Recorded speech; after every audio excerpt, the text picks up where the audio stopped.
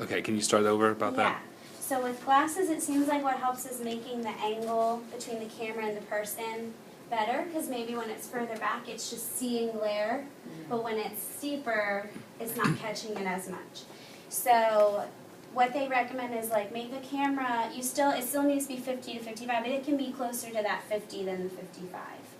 And that'll be a little bit steeper. And then another thing they say is the illuminator, this part, there's a setting in here where it just says, down in the bottom left, it just says illuminator power and has options for 175 and 50, and you want that to be higher. Yeah, so try it at 100, and that might help a little bit.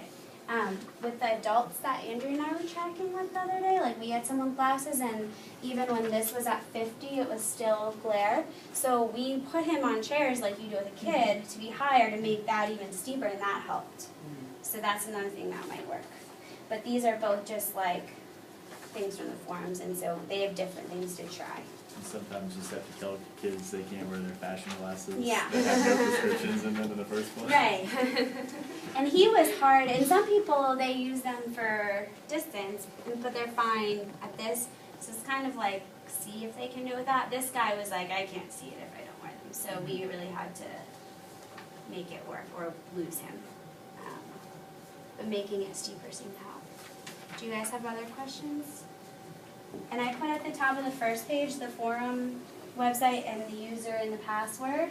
So like really, and then their phone number too, because they're super helpful. But the forums are really good. Like that's where I just found all of this. I don't even remember what I was looking. Do you remember? Like we were looking up something else, and they had made all of these. Like I didn't type this up. They had this completely delineated and this diagram. I was like, how come this is so clearly specified, but we never had this? So it's all on there.